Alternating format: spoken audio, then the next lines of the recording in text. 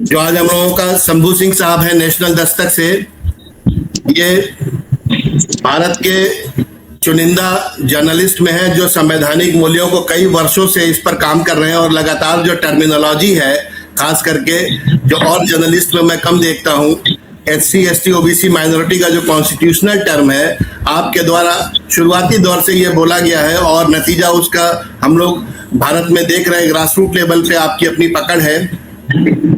आपका टॉपिक है आज की तारीख में सत्ता दल, विपक्ष और आम नागरिक, और आप अपना विचार साझा करेंगे इस पे कि राष्ट्रवाद क्या सिर्फ चुनाव जीतने का हथियार बन चुका है या कुछ और है। जी बहुत बहुत बहुत शुक्रिया सर, हमें ये मौका देने के लिए, और तमाम जो हमारे गणमान्य जो मेहमान हैं उन सबको मेरी तरफ से जय भारत, जय संविधान। बिल्कुल, हम जब संविधान लागू होता है तो हम सब एक राष्ट्र के रूप में अपने आप को गौरवान्वित महसूस करते हैं, और मुझे लगता है कि एक जो राष्ट्रवाद है वो हमें आपस में जोड़ती है। लेकिन सवाल है कि राष्ट्रवाद मजबूत कैसे होगा। क्या मुट्ठी भर लोगों को जाति और धर्म के नाम पर अगर उनको हम अधिकार दे और बाकी लोगों को देश से न जुड़ने दे तो राष्ट्रवाद का कोई मतलब नहीं रहता। मेरी अपनी राय है, निजी राय है कि राष्ट्रवाद तभी मजबूत होगा, हम एक राष्ट्र के तौर पे तभी मजबूत हो पाएंगे जब देश के हर नागरिक को बराबर का अधिकार जो हमारा संविधान सुनिश्चित करता है। हम लोग एक प्रैक्टिकल लाइफ में देखते हैं कि आज भी इस देश में जो जातिवाद की जड़ें हैं वो बहुत महीन हो गई है। पहले जातिवाद ने इस देश का, इस समाज का बड़ा नुकसान किया है। एक गौरवमय इतिहास रहा है हमारा, ये किसी से छुपा नहीं है। हम ज्ञान विज्ञान के केंद्र रहे हैं, तथागत जैसे ज्ञानी लोग यहाँ हुए हैं, सम्राट अशोक जैसे लोग हुए हैं यहाँ। तो तमाम शिवाजी महाराज हो, सम्राट अशोक हो, चंद्रगुप्त मौर्य हो, भगवान बुद्ध हो, महावीर हो, तमाम ऐसे गुरु नानक साहब हो, फूले हो, रविदास हो, कबीर हो, तमाम ऐसे महापुरुष रहे जिन्होंने समानता और इक्वालिटी की बात की है, फ्रेटर्निटी की बात की है। हमारा संविधान भी वहीं से आया है। गुरु घासीदास कहते थे मन के एक समान, मानव मानव एक समान। आज जो स्थिति है कि जो लोग राष्ट्रवाद का दम भरते हैं, मैं उनके बारे में मैं आपको बताऊं कि अब जातिवाद पहले के मुकाबले ज्यादा खतरनाक हो गया है, और उसका नतीजा ये है कि पूरी तरह से, क्या मेरी आवाज आप लोग आवाज आ रही है जी?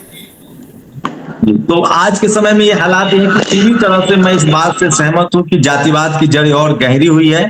और सबसे कठिन और चिंता का विषय है कि जो जातिवाद पहले बहुत महीन, जो मोटा जातिवाद था, गांव में था, साथ खाने नहीं देंगे, बैठने नहीं देंगे, वो जातिवाद अब महीन हो गया है। अब जातिवाद media, judiciary, college, university, bureaucracy, business में है, स्पोर्ट्स में है, सिनेमा में है, पावर सेंटर्स में है। नतीजा यह है कि देश में सबको बराबर का मौका नहीं मिल रहा है। हम इस देश के हम सबसे बड़ी आबादी है मेरे हिसाब से, तो अभी कास्ट सेंसस भी होगा, सेंसस भी हो रहा है।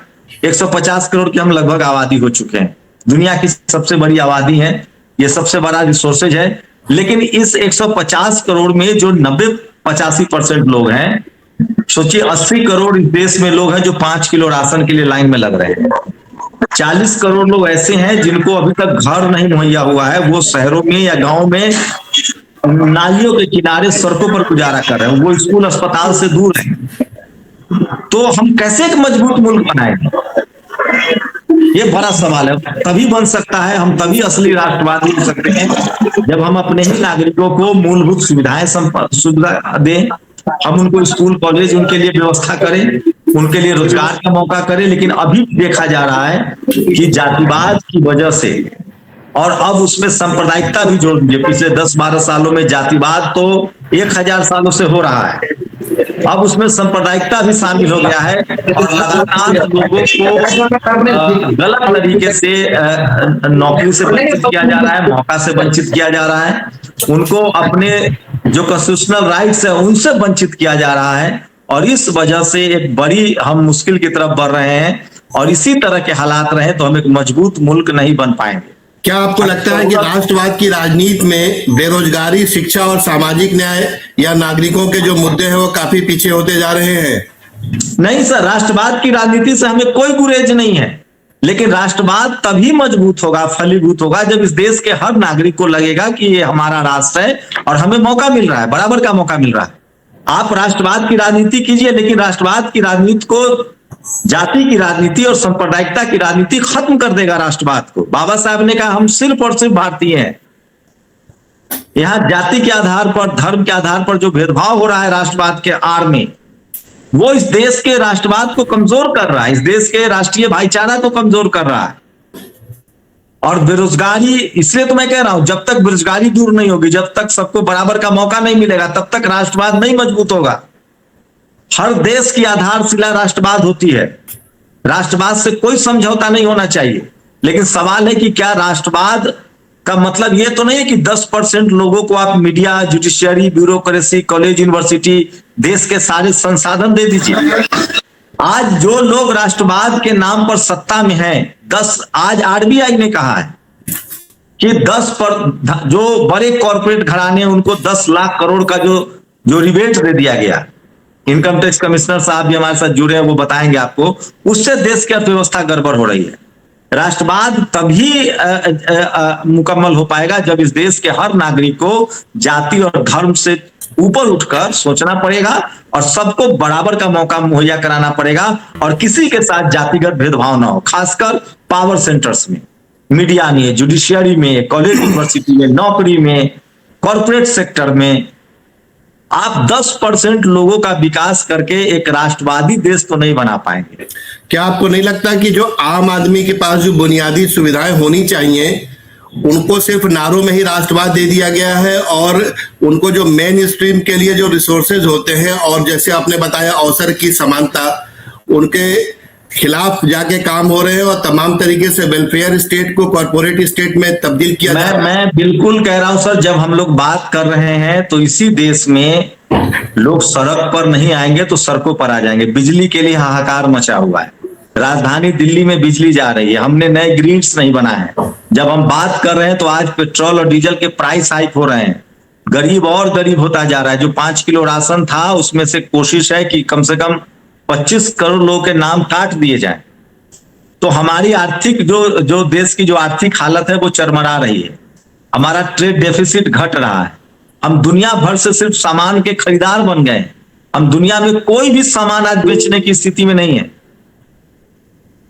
तेल और पेट्रोल तो हम पहले भी खरीदते थे, लेकिन तो सवाल है कि पिछले 10-12 सालों में देखें तो देश को जातिवाद और धार्मिक उन्माद में धकेलकर जो एग्रीकल्चर सेक्टर है, जो चाहे इंडस्ट्रियल सेक्टर है, जो हमारा जो मैन्युफैक्चरिंग सेक्टर था, उन सब पर ताला लग गया। और इसकी वजह है जातिवाद और सांप्रदायिकता। मैं मोटे मोटे शब्दों में कह रहा हूं सर, इस देश में जब तक जो मुट्ठी भर लोग हैं जिनका सिस्टम पर कब्जा है, जो चपरासी से लेकर चीफ जस्टिस तक बैठे हुए हैं, media, judiciary, college, university, bureaucracy और बिजनेस में है, वो जब तक बड़ा दिल नहीं करेंगे, जातिवाद और सांप्रदायिकता नहीं पार करेंगे। बस एक लास्ट जोड़ूंगा सर। जी। और सबसे ज्यादा राष्ट्रवाद का डंका पीटने वाले लोग सबसे ज्यादा विदेशों में संपत्ति खरीद रहे हैं, अपने बच्चों को वहां सेटल डाउन कर रहे हैं और यहां तक कि वो रहने का फ्यूचर प्लान भी वहां कर रहे हैं। वो भारत की नागरिकता छोड़ रहे हैं, जबकि वो इसी मिट्टी से सारा पैसा कमा कर ले जा रहे हैं। आम नागरिक, सत्ता दल और विपक्ष, क्या तीनों की राष्ट्रवाद अलग है या एक ही है? इस देश के हर इंसान का राष्ट्रवाद एक है सर। राष्ट्रवाद के नाम पर जो लोग राजनीति कर रहे हैं, उनके काम की हमें मूल्यांकन करना पड़ेगा कि उनका कथनी और करनी में कितना फर्क है। क्या उनका बच्चा विदेश, हमको विदेश जाने से ऐतराज नहीं है, लेकिन सवाल यह है कि क्या आप राष्ट्रवाद के नाम पर इस देश के जल, जंगल, जमीन, सारे संसाधन को लूट कर कहीं सारी संपत्ति विदेश में तो नहीं खड़ा कर रहे हैं? क्या अपने ही देश के लोगों के लिए नौकरियां कितनी बन रही है, उनको कितना अधिकार मिल रहा है? क्या आप इस देश को लूट तो नहीं रहे हैं? ये सारे सवाल हैं, चाहे कोई भी सत्ता में हो, विपक्षी कोई भी दल सत्ता में हो। मैं एक प्रोफेशनल पत्रकार हूं, मेरा काम है इस देश के हितों की रक्षा करना, इस देश के नागरिकों के हितों की रक्षा करना और संविधान के हितों की रक्षा करना। बिल्कुल। सत्ताएं आती जाती रहेंगी, सरकारें आती जाती रहेंगी। हम एक पत्रकार के तौर पे सवाल इसी पैरामीटर्स पर जांचते हैं कि जो ये सरकार और जो सिस्टम में बैठे लोग कर रहे हैं, उससे इस देश का भला है या वो अपना भला कर रहे हैं। बिल्कुल बिल्कुल। मैं एक लास्ट लाइन रख के कह रहा हूं सर कि राष्ट्रवाद के नाम पर हो सकता है कि सरकारें अच्छी, सरकार के अपना विजन हो, हर सरकार का अपना अपना मोटिव होता है, लेकिन एक पत्रकार के तौर पे मैं कह सकता हूं कि इस देश का जो टीवी अखबार है वो जब तक राष्ट्रवादी नहीं होगा, वो इस देश में सबसे ज्यादा जो जातिवाद और सांप्रदायिकता है वो टीवी अखबार में है। अच्छा, राष्ट्रवाद में जाति को आप कहाँ देखते हैं? क्या कोई किसी विभिन्न जाति का है, कोई दूसरी जाति का है, तो हर जाति का व्यक्ति कोई कम राष्ट्रवाद या कोई ज्यादा राष्ट्रवाद, ऐसा कुछ है? नहीं सर, जब जो जातिवाद से पीड़ित है वही सबसे ज्यादा राष्ट्रवादी है। क्योंकि वो देश के लिए कुछ करना चाहता है, उसे मौका तो दीजिए। जो सड़कें बना रहा है, जो बिल्डिंगें बना रहा है, वो ज्यादा राष्ट्रवादी है मेरी नजरों में, क्योंकि उसे चोरी करने का ना कोई मौका मिला है और ना वो करना चाहता है। जातियों से राष्ट्रवाद का कुछ लेना देना नहीं है सर। जातिवाद की वजह से राष्ट्रवाद जो है वो सफल नहीं हो पा रहा है। आप जातिवाद चलाकर आप इसी देश के 90% लोगों को जातिवाद के नाम पर शोषण करेंगे और राष्ट्रवाद का डंका पीटेंगे, इसका मतलब आप राष्ट्रवाद के विरोधी हैं। क्योंकि राष्ट्र उन देशों के नागरिकों से बनता है, और जिस देश के 90% नागरिकों के साथ भेदभाव हो अपने ही देश में, और भेदभाव करने वाला राष्ट्रवाद का डिंग हाके, तो वो झूठ है, फरेब है। असली राष्ट्रवादी वही है जो इस देश में शोषित है, वंचित है, पीड़ित है, क्योंकि वही राष्ट्र निर्माण में लगा हुआ है। तो जातिवाद, मैं तो कह रहा हूं, जातिवाद और सांप्रदायिकता राष्ट्रवाद के राह में दो सबसे बड़ा किल है, रोड़ा है, ब्रेकर है।